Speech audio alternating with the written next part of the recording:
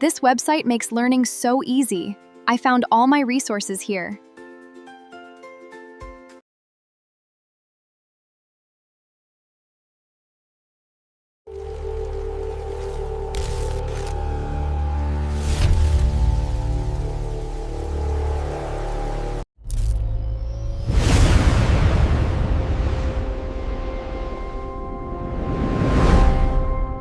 The liver is located in the right upper quadrant. It sits directly inferior to the diaphragm. The bare area lacks peritoneum. The falciform ligament divides its lobes. The liver begins in the 4th week. It buds from the foregut endoderm. Cells become hepatocytes. By week 12, bile synthesis begins. The liver is your body's primary metabolic factory. It filters blood, processes nutrients, and neutralizes toxins. It also produces bile to aid in digestion. Over 500 vital functions keep you alive. The liver has 4 lobes, right, left, quadrate, but surgery relies architecture. The porta hepatis is the entry point for vessels, situated between the caudate and quadrate lobes. The falciform ligament splits the liver into left and right lobes. It contains the ligamentum teres in its free edge.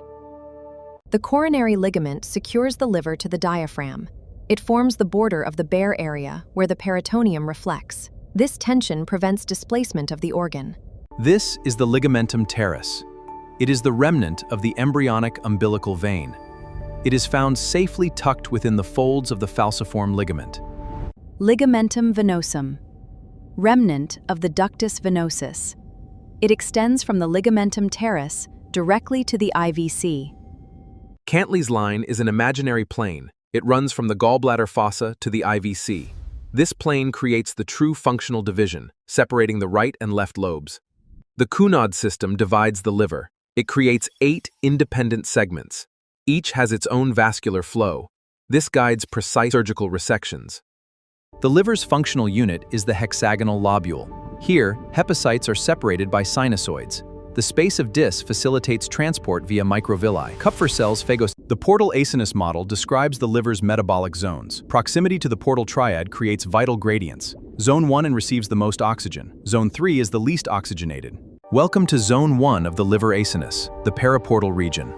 Rich in oxygen, it drives glucose highly vulnerable to hepatitis and toxins requiring high oxygen. Zone 2, or the midzonal region, acts as an intermediate transition between the periportal and centrilobular zones. It exhibits variable susceptibility to injury, depending on the specific metabolic stress. Zone 3 is the centrilobular region. It has the lowest oxygen tension.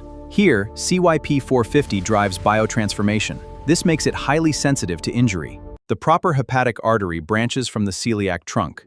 3 hepatic veins drain into the IVC. Portal hypertension diverts flow through the coronary veins. Hepatocytes in the liver synthesize bile, secreting it into canaliculi. It is stored in the gutter and delivered to the duodenum. In the terminal ileum, bile salts are reabsorbed. They return to the liver via the portal vein. S. typhi reaches the gallbladder. It then forms biofilms on gallstones. This state mediates chronic carriage, and it increases cancer risk. Typhoid fever is a systemic illness. It is caused by Salmonella enterica typhi. This pathogen presents unique complications.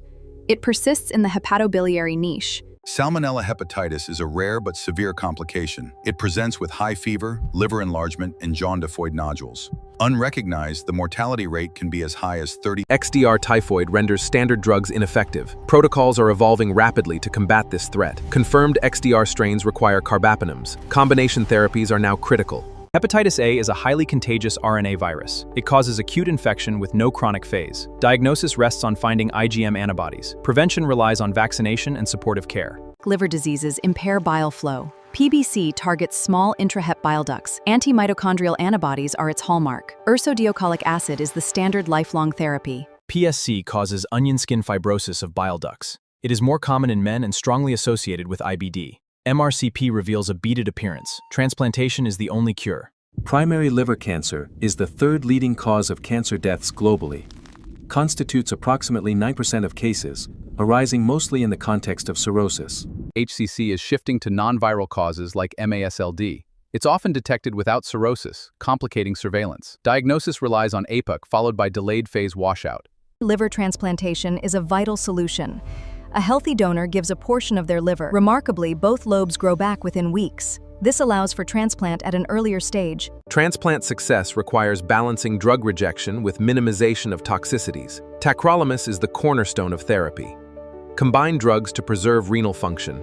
Inhibitors like tacrolimus inhibit IL-2. Antimetabolites inhibit purine synthesis. Corticosteroids are potent anti-inflammatories, and mTOR inhibitors block proliferation signals. The liver receives a dual blood supply. The portal vein supplies 75%, while hepatic arteries provide the rest. These coalesce into hepatic veins. They drain into the inferior vena cava. Bile is secreted by the liver. It flows through canaliculi into bile ducts. These ducts merge it to form the common bile duct. Finally, bile is transported to the duodenum. Biliary system and connective tissue is supplied by hepatic artery alone. Bile either drains directly into the duodenum or the cystic duct. The ducts enter the duodenum together, ampulla of Vater. The liver regulates carbohydrate metabolism. It stores glucose as glycogen. It breaks it down when needed. It also creates new glucose from non-carbohydrates. The liver is the mainstay of protein metabolism. It synthesizes most plasma proteins, including vital clotting factors, and regulates platelet production. The liver plays a key role in lipid metabolism. It performs cholesterol synthesis and produces bile. Bile is required for emulsifying fats. It also produces insulin-like growth factor. The liver breaks down insulin, other hormones, and bilirubin, facilitating its excretion. Drug metabolism sometimes results in intoxication, but the liver converts ammonia into urea. The liver acts as a valuable blood reservoir. Back pressure causes this expandable organ to store extra blood, occasionally holding up to 1 liter of additional blood, especially during cases of cardiac failure. Liver sinusoids are very permeable, allowing fluid and proteins to pass. This allows large quantities of lymph to form. About half of all lymph formed in the body under resting conditions arises in the liver. Cirrhosis is a chronic condition of the liver, where healthy tissue is replaced by scar tissue. Common symptoms include fatigue, itchiness, and jaundice. Cirrhosis stems from chronic liver damage.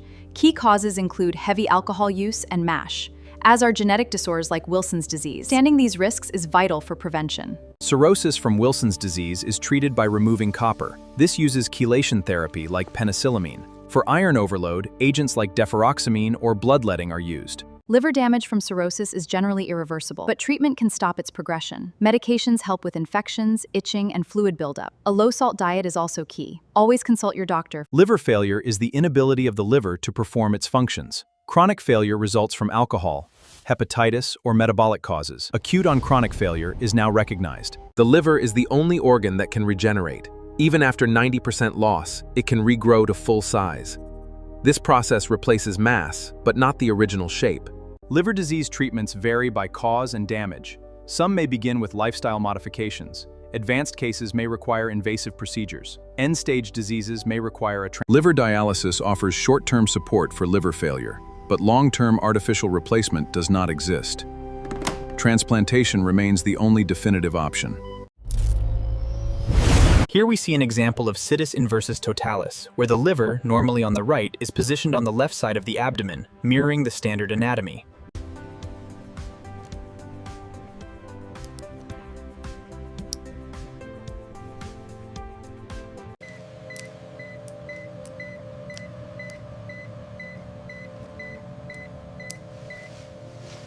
Scalpel 30 blade. Scalpel 30 blade.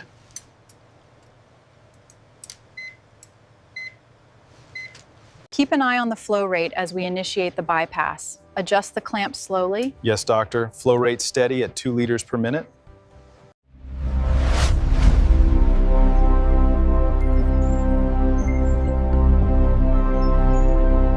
The waveform is unstable. It's dropping fast. Check the bypass flow rate. We need to adjust the settings immediately. Reconstruction is performed with 2 large caliber end-to-end cavo-caval anastomoses. 1. Suprahepatic cavo-caval anastomosis. Scalpel. Here you are, doctor.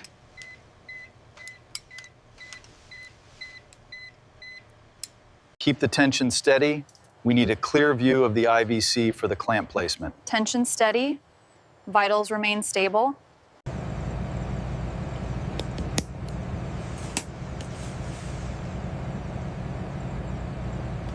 The sequential reperfusion protocol is crucial. We begin by restoring the portal venous inflow, allowing controlled perfusion of the graft. The primary complication unique to the piggyback configuration is piggyback syndrome, which represents acute or chronic hepatic venous outflow obstruction. Now, for the critical part, we place the clamp gently but securely on the retrohepatic IVC, just like this, minimizing vascular trauma.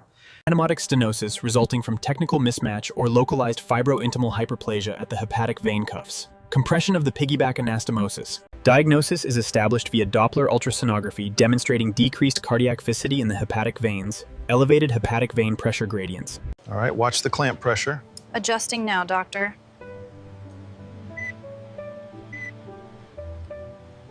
Keep the VVB pressure steady. I'm starting the anastomosis now. Pressure is stable. Proceeding. Scalpel. Hold steady, almost there. Vitals are stable.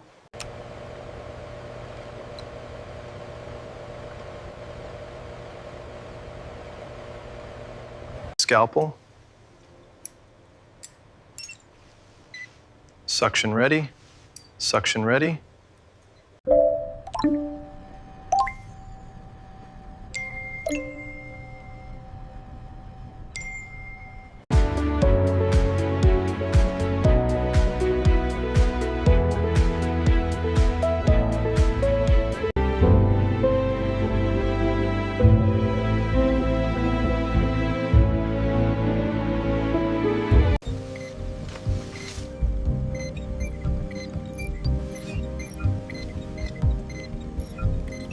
The flow rate looks stable at 150. Good. Let's maintain that and watch the pressures.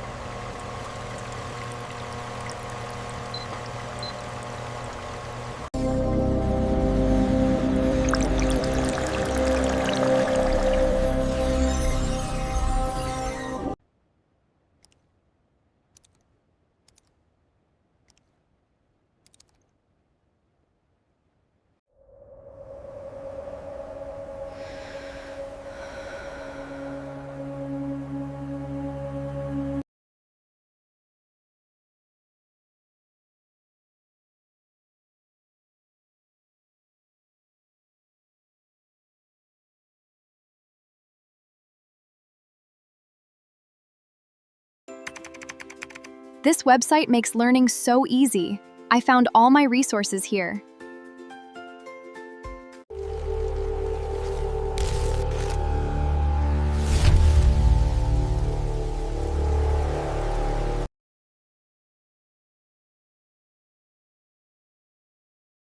Noir Plasma Chrome Bleed. Unlocking knowledge, inspiring innovation, empowering curious minds.